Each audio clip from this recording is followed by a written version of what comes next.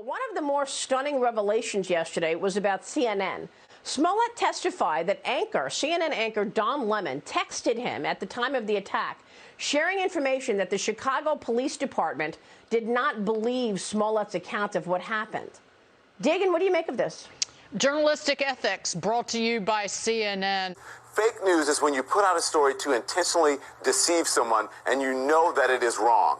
I don't know of anyone who has put out a story in the mainstream media that I can think of right now to intentionally deceive anyone. Did you see this one coming? The intersection of Jussie Smollett on trial right now and Don Lemon. Yesterday, he testified, Smollett, that he got text messages from Don Lemon, supposedly relaying that the Chicago Police Department didn't believe Smollett's accounting of what happened. And at the time, Lemon told his viewers that the story was personal, since they were acquaintances and they had texted after the alleged 2019 incident. What to make of this? I don't know of anyone who has put out a story in the mainstream media that I can think of right now to intentionally deceive anyone. It's like watching the whole Cuomo episode now replay itself with Don Lemon. Ooh. He tipped off somebody who was under investigation about the Chicago Police Department not believing his story. And that prompted Smollett, according to Smollett, for whatever that's worth, to withhold evidence, such as his phone and those records. So now CNN needs to address this next. But of course they haven't, because they don't do so until they absolutely have to. Do you actually know what the definition of fake news is?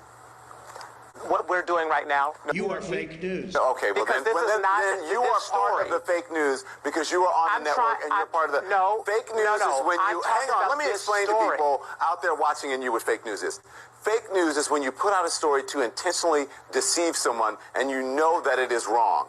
I don't know of anyone who has put out a story in the mainstream media that I can think of right now to intentionally deceive anyone. So you don't feel like this was a fair election because it looks like Donald Trump won fair and square. How did he win fair and square? Hillary had more votes. More human beings voted for Hillary. This isn't fair. We didn't get one vote. You didn't get a vote. It's just like back in the day when your vote was 1/3. Hillary, you're a lawyer. Walk in, go to the Supreme Court. I believe in you, Hillary. I've been to Rwanda. I've been to your hospital in Rwanda. I've seen all the good you've done. I believe in you. Women need you. Minorities need you. I need you. Chicago needs you. We all need you. This country needs you to stand up and walk into the Supreme Court and say one vote equals one vote.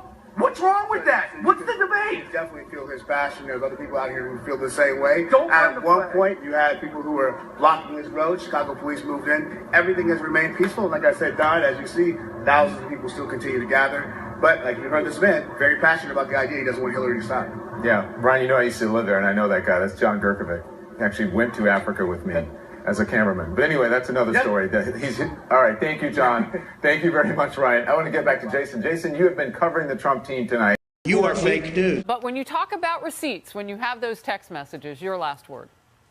Yeah, well, the problem is that he told Smollett what he heard from his sources within the Chicago Police Department. So it's no longer like I'm trying to help a friend. You're trying to affect an investigation. This is serious stuff. So this isn't the last time this is going to go away. And I think many changes are going to be made at CNN, both in front of the camera and behind it, because this cannot continue, particularly when you've lost nearly 80% of your audience since the beginning of the year, Harris.